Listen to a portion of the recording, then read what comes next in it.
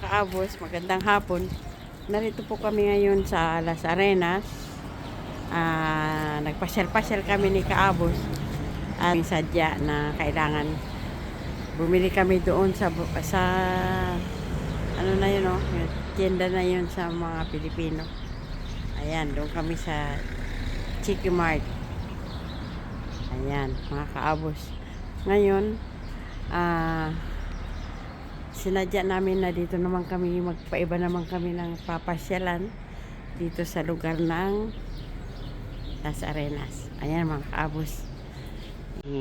Samahan nyo lang po kami mga kaabos. Sa aming pag-i-exercise, lakad-lakad.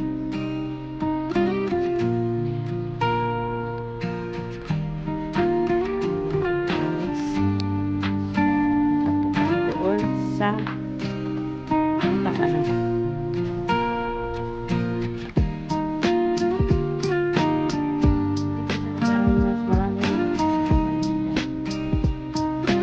Tulad din kahit saan meron. Kaya kapag meron kang magustuhan, bumili. Wala ka naman ikakaya, huwag pilitin mga kaabos. Hindi naman kailangan. Minsan kasi yung mga logo masama. Kasi pilitin natin. Kahit wala na tayong budget. Yung mga kaabos.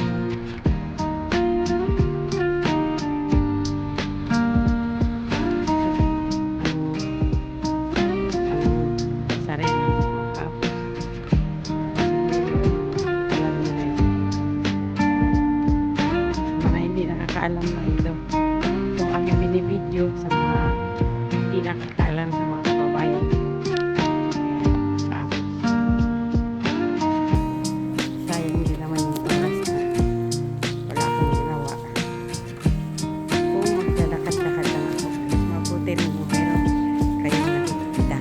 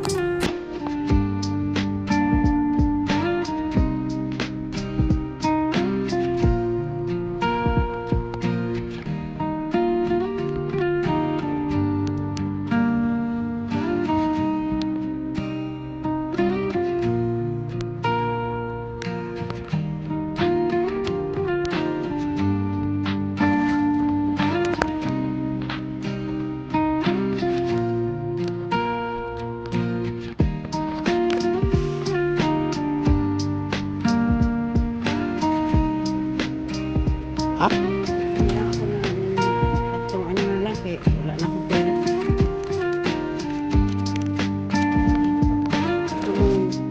Ano, Saan? ano kumain ito.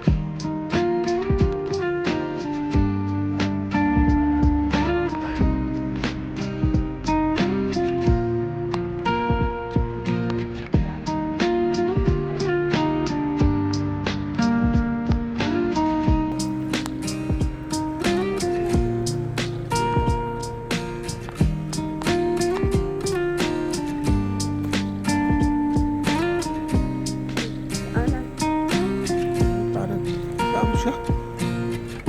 Hindi tayo daanan ng kotse eh.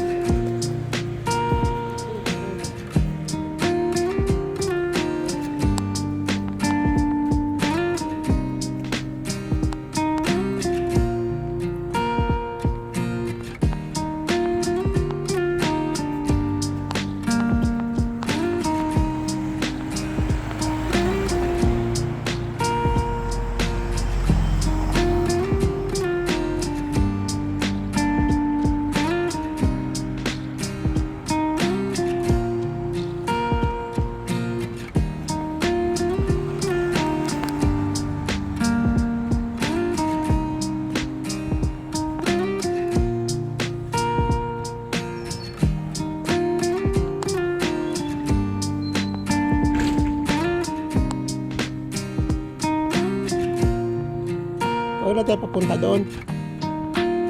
Huwag na tayo papunta dito.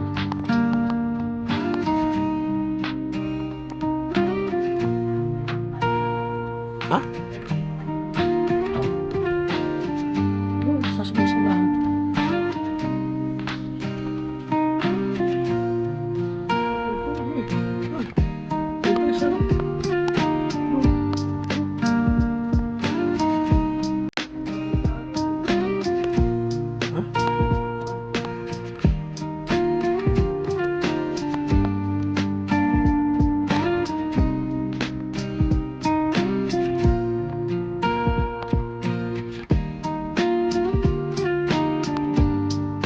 Ano bitbit? Mabigat yan.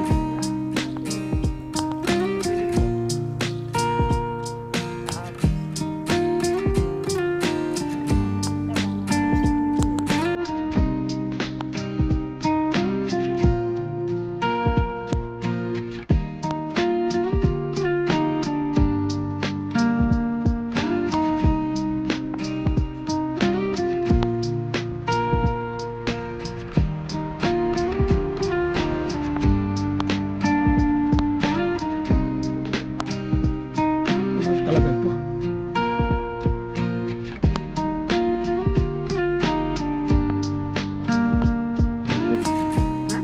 Kurente yan. Kurente motor. Parke dyan o. Malito. Dyan o.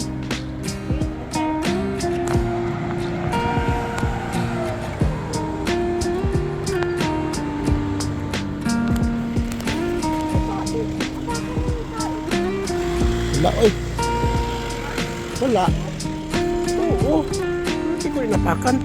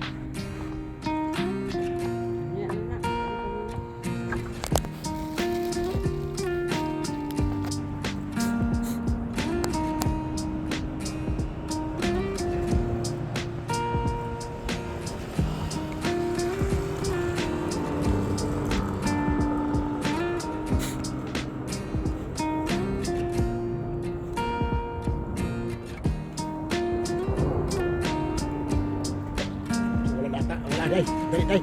Yun o. Yun o. Bumagsak na ulan doon o. Dali, bitin mo lang yan. Dito tayo. Dali.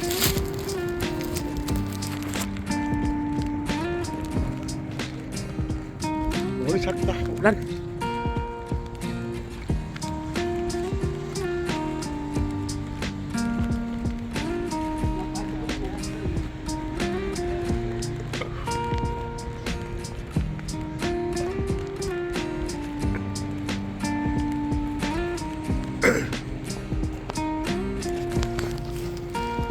Wala nga, parehas lang eh. May si Eroski. Dami si Kaya Rusty. sabihin.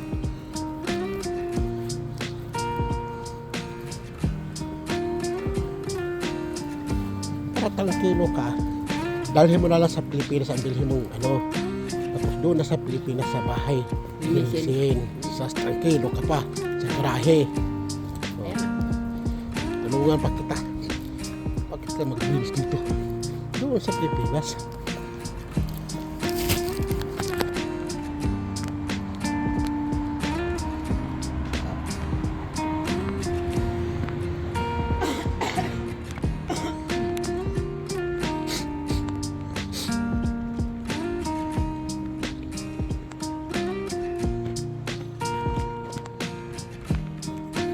Dati ito sinahan ito. Alala mo? Sinahan yan dati.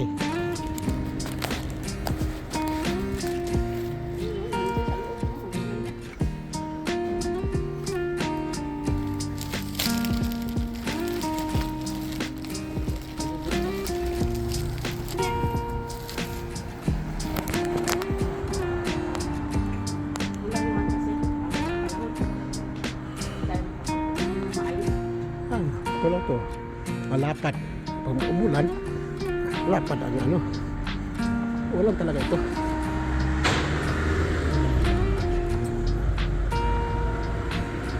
Sarap bilhin yan. Ito.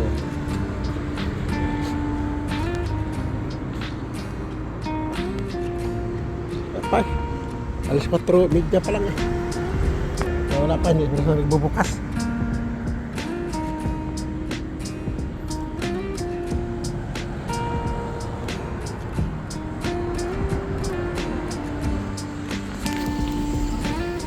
Uy. Hangin, oh, labig. Labig ang hangin. Yan, oh, lakas ng ulan ito. Baka sa likod na, ulan na eh. Tira mo nga dito ka, oh, sa likod na hindi dito. Bawala, oh. Ano sa akin? Hindi naman ako giniginaw. Suot mo lagi ng iba. Ano ba ito siya? Ano ko? Giniginaw ako. Dito, minsan makakita ka dito ng tunay. Ito, mga tuloy. Parang ko na yan. Parang nila yan.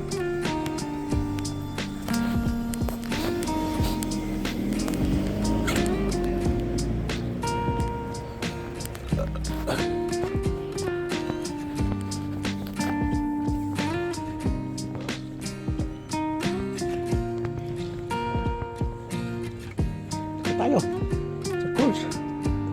Kati lang tayo. Meron akong ano dito. Utso. Bariya. Tayo.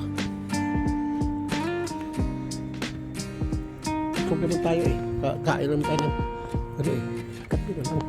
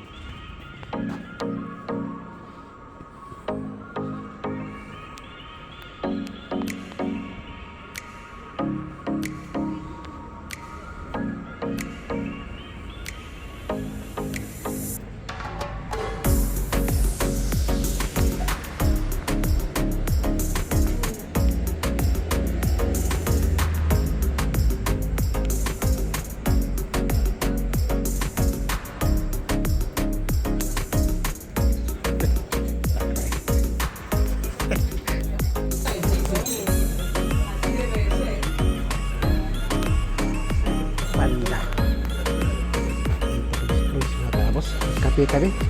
Dilaw. Ikaw, ako yun.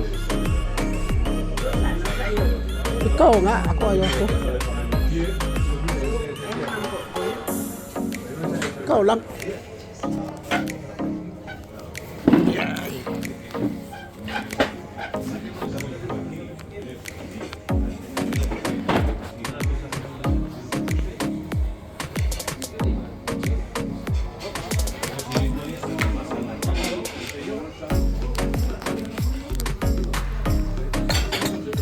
Kaya matapos, inom kami ng kape. Sobrang lamig. Tapos, uulan din. Kaya, dito kami sa cruise. Inom ng kape.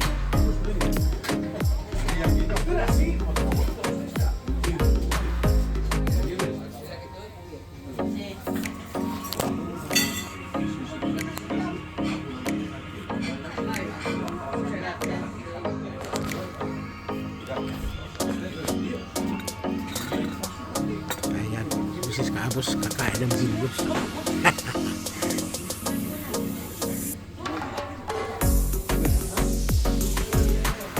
Si Don Leopoldo.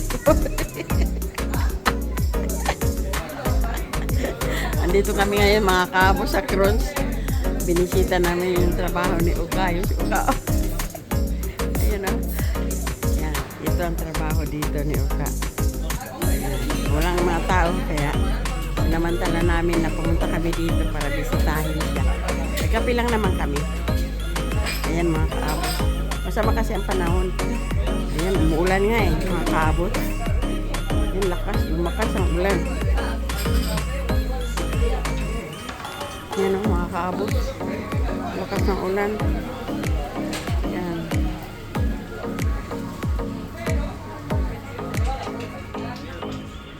Kaya ang bigat ng katawan ko nga pumunta dito eh. Kasi pangit ng panahon. Ayan mga kaabot.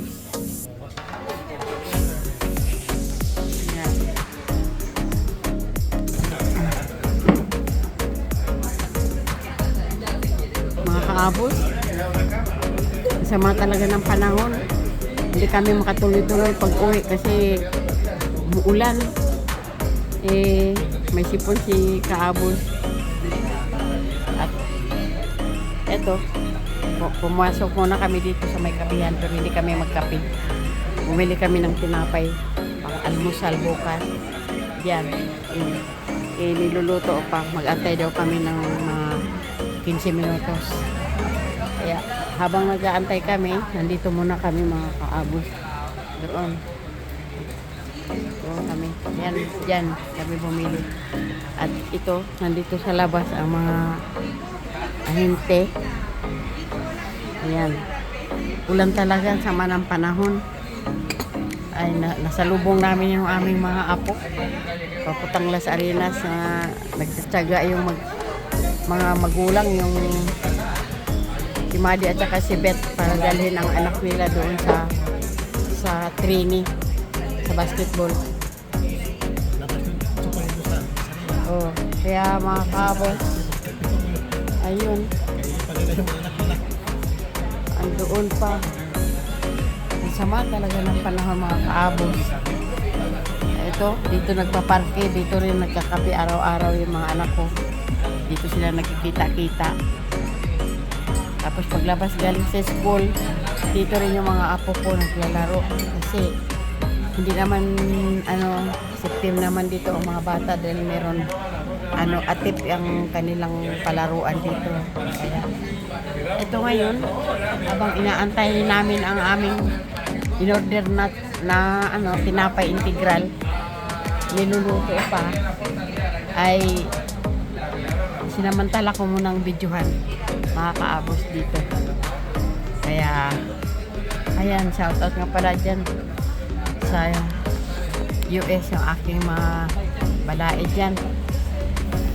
Hindi ko kayo nakakalimutan, Maring Connie at Paring Marcos at sa aking mga apo dyan. Alis ko na kayo, Aya, Mark, Kakoy and Judy family, at kay Alwin at kay Tilma Ganon din kay Madi.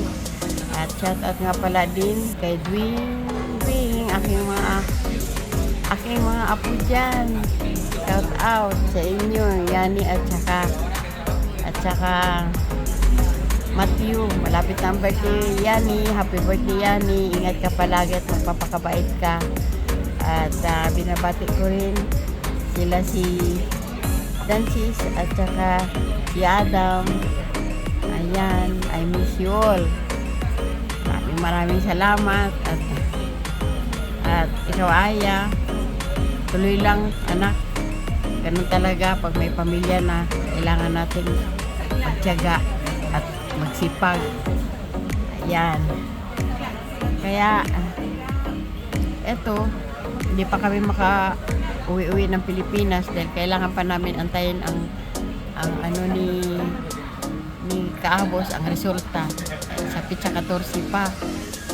Ewan ko kung resulta na yun o i-schedule ulit siya. Sana naman hindi na, at kailangan ko na talagang umuwi sa Pilipinas dahil siyempre sa katagalan dito ay mawawalan ako ng budget, masisira yung mga plano namin na para doon.